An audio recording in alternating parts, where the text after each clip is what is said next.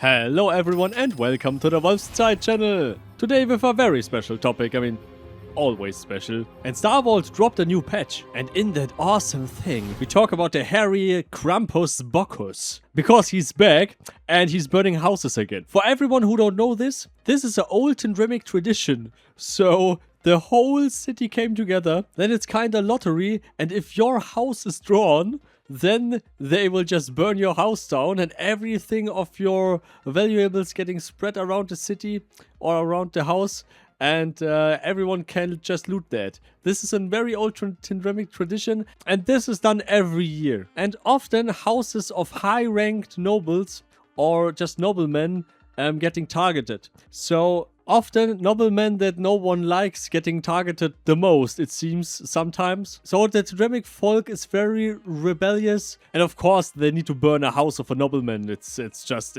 tradition. When you want to know more about the background history of Mortal Online 2 and its environment, its people, its culture, or the deep lore of the game, this playlist is linked down in the description. So of course, this year you can loot very rare Krampus house decorations and various stuff. So a lot can be in a bag.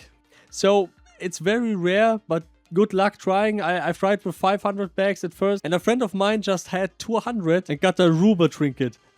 What the hell? And another friend of mine picked up 2000 and he got just shit. So yeah, it also depends on your luck, of course, and how fast you can get the loot bags. And with that Krampos Buccus event, they also added support for a new type of random event, which sounds awesome for the future. Then they also added 10 new legacy versions of the Bloodline capes they had in Mortal Online 1, and these capes were awesome. But where are the community capes, Star Wars? They were also awesome.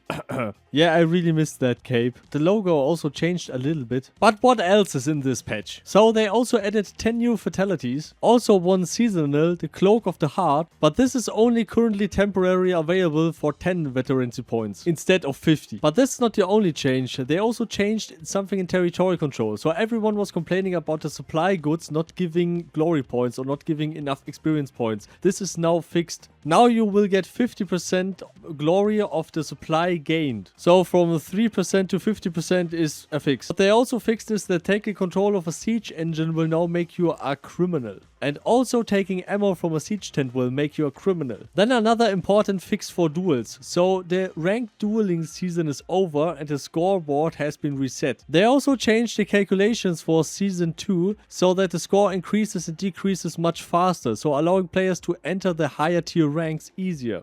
But now to the most important key factor of this patch, where a lot of people directly responded to that: Adamant no longer has a passive component. So instead, while active, it reduces all incoming magic damage by 10% while increasing physical damage taken by 10%. So many in the community, myself included, was why? But here comes the whole clue, the developer note. This change was made due to previous passive component of Adamant being active and providing 10% physical damage mitigation for the vast majority of time, which made Thursar characters far more passively tanky than intended. Now the clade gift will be behaving closer to its intended effects and be a situational trade-off that allows for increased magic damage mitigation at the cost of increased physical damage when activated. So they adjusted the Thursar a little bit. Some are saying this change for Adamant was needed since a long time. And I would say that Star Wars should have corrected that long before this patch if you ask the whole community. You could just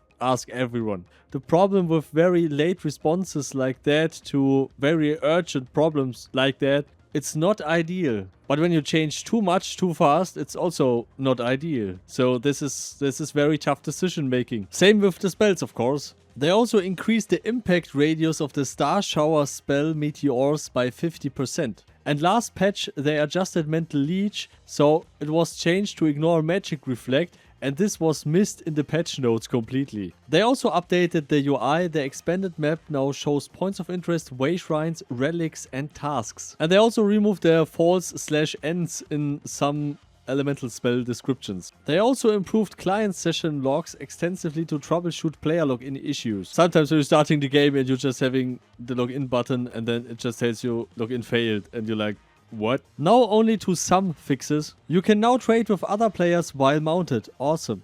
fixed an issue where dealing enough damage to the doors of damaged houses with melee weapons would not open them. So they also fixed an issue where pets would try to follow the owner who was too far away. And I hope this is now finally fixed, like the relics disappearing. And disappearing directly from the player's hands. So awesome that this is fixed now. Like many other bugs or many other small little stuff that was off. So on top of this patch comes the Supporter Pack 3. And you will get 3 months of subscription for a discount. And 50 veterancy points. So a month of subscription gives you 10. So yeah, but this was it for this patch. So what do you think? Do you like this patch? Do you like some changes in this patch? Or do you dislike some changes? So yeah, would be awesome if you could like, subscribe and share this video with your friends. Would be very awesome. So special thanks to all of these supporters, of course. Carmel, Lucario, Mr. Minerva, Dem Tired, Ronus, Partenax, Clone Bullock and all the others, of course. So never forget to patch Mortal Heart. Party Art.